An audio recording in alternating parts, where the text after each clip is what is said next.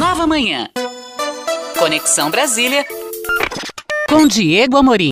E o Diego Amorim chega para conversar com a gente sobre as repercussões aí dos principais assuntos que estão movimentando Brasília nesta semana. Bom dia, Diego. Tudo bem?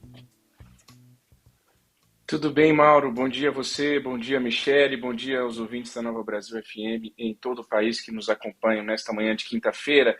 Essa semana eu tenho recebido tantas ligações, ainda bem, tem muita gente aqui do mundo político acompanhando, Mauro Tagaferri, Michele Trombelli, de manhã cedinho no Nova Manhã Brasília.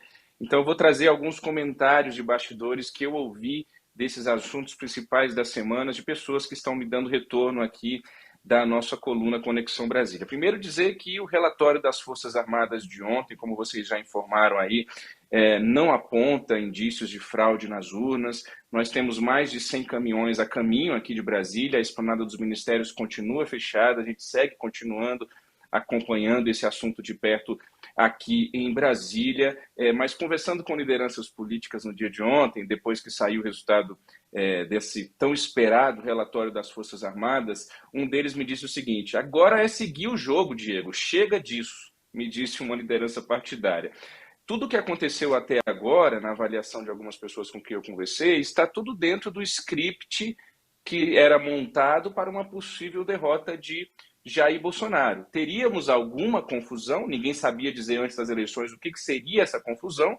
Hoje nós já temos isso de uma maneira mais concreta, foram aqueles bloqueios e as interdições nas estradas, e o que eu tenho escutado agora é que se o Bolsonaro quiser ser candidato em 2026, daqui a 4 anos, como disse o Valdemar Costa Neto, presidente do PL, que ele o será, ele vai ter que avaliar bem se vale a pena continuar colocando em xeque o sistema eleitoral ou se ele não avalia que é melhor trabalhar em sintonia com a sua base de oposição no Congresso, que não vai ser pequena, tanto na Câmara e principalmente no Senado.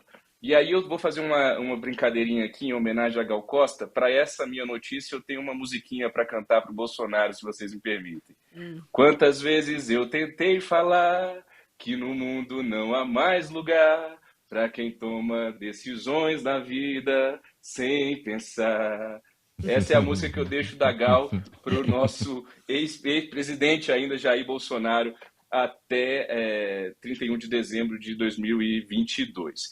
Outro assunto que eu queria trazer é o seguinte: ontem o Arthur Lira esteve com o presidente eleito Lula lá na residência oficial da Câmara e ele disse o que o Lira queria muito ouvir, que o PT não vai ter candidato à presidência da Câmara.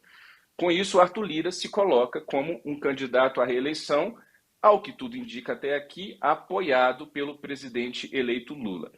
Agora, teve uma questão que um deputado que estava em Nova York pegou o telefone ontem e me ligou, ao ver a notícia de que o Lira tinha garantido ao Lula que vai apoiar a chamada PEC de transição, essa PEC que permite ao governo eleito gastar além do teto, sobretudo para gastos com educação e saúde, e o Lira prometeu ao Lula que até o dia 15 de dezembro vai apoiar isso. Esse deputado me ligou para dizer o seguinte: Diego, não acreditem nisso, ainda tem um longo caminho de discussão pela frente sobre essa PEC, muitos encaram uma PEC como um rombo nos gastos públicos, e o que o Arthur Lira fez foi vender terreno na Lua, usou aí esse clichê, esse jargão, esse deputado que me ligou de Nova York, dizendo que primeiro o Arthur Lira vai ter que negociar e conversar com as lideranças partidárias, porque não vai ser simples assim aprovar essa PEC. Só lembrando que já tem toda uma manobra no Congresso Nacional sendo montada para aprovação dessa PEC. Querem passar primeiro no Senado, onde vai ser mais fácil do que na Câmara, talvez passem por comissões que são óbvias que tem que passar, como a Comissão de Constituição e Justiça, mas vão pular algumas outras comissões, enfim. É o jeito Arthur Lira, que é uma imitação do jeito de Rodrigo Maia, que, por sua vez, é uma imitação de Eduardo Cunha, de tratorar assuntos quando esses assuntos estão acordados com o Executivo. A gente vai continuar de olho nisso. Agora, para o Lula, é um sonho aprovar essa PEC da transição até 15 de dezembro. E só que tem muitos deputados que depois da eleição se mandaram para o exterior, se mandaram para descansar. É o caso desse deputado que me ligou ontem de Nova York. Então, para o Lula, eu canto uma outra música da Gal Costa em homenagem à nossa eterna Gal Costa, que é sonho meu, vai buscar quem mora longe, sonho meu, vai buscar quem está lá em Nova York, quem está na Europa, vai ter que trazer para aprovar essa PEC da transição. Sobre a coluna que eu fiz essa semana, Mauro e Michele, falando de o que o Senado vai poder fazer com o Judiciário, eu recebi algumas mensagens sobre esse assunto. O vice-presidente da República, senador eleito Hamilton Mourão, me disse o seguinte, que o TSE se comporta como júri de exceção com decisões tomadas de uma forma que nem no período militar ocorria. O TSE tem o dever de ser transparente e rebater tecnicamente todas as questões que porventura venham a ser levantadas. Me disse o Mourão, isso antes da divulgação ontem do relatório das Forças Armadas. O deputado do Novo, Marcel Van Hatten, do Rio Grande do Sul, que foi reeleito, ele e mais outro deputado só do Novo foram reeleitos para essa próxima legislatura, me disse que sobre esse assunto existe uma frouxidão total e a situação é crítica e fruto da inércia de senadores e deputados que deverão dar alguma resposta aos tribunais superiores na próxima legislatura. O advogado Luiz Carlos Alcoforado, que é um advogado conhecidíssimo aqui em Brasília, atua junto aos tribunais superiores, foi advogado, por exemplo, do ex-governador do Distrito Federal, Agnello Queiroz, ele me disse o seguinte, a Corte, falando da Suprema Corte, está se liquidificando pelo excesso e abuso de poder. Infelizmente, é uma das mais repugnáveis e tristes fases do Supremo Tribunal Federal, a crítica que o doutor Alcoforado faz. O ex-deputado federal Beto Mansur, que é muito próximo até hoje do ex-presidente Michel Temer, me disse o seguinte, o judiciário anda perdendo a mão. Conheço bem o Alexandre de Moraes e, na minha visão, ele é muito capacitado, mas anda extrapolando, precisa baixar um pouco o facho. Foi o que me disse o ex-deputado Beto Mansur. E um possível integrante da comunicação do governo Lula, que me pediu para não citar o nome porque está no meio dessa confusão toda de transição, ele queria só me dar a opinião dele e eu queria ouvir gente de todos os espectros políticos sobre isso, me disse o seguinte, o Senado pode abrir uma discussão profunda e não partidária sobre o judiciário, que tem sim inúmeros problemas e deficiências, mas não concordaremos com uma CPI ou com a intenção de punir ministros dos tribunais superiores. Eu acho que, havendo uma discussão séria, cabe uma boa reforma do judiciário, assim como uma boa reforma política. Para finalizar, eu tenho mais alguns minutinhos. Eu ouvi também a senadora Mara Gabrilli e o ex-deputado federal Marcos Pestana, do PSDB, para concluir as repercussões da semana. Os dois me trouxeram também a opinião deles sobre o que fazer o PSDB a partir de 2023. Os áudios são curtinhos. A gente escuta primeiro, por gentileza, a senadora Mara Gabrilli, do PSDB de São Paulo. Bom dia, senadora. Bom dia, Diego.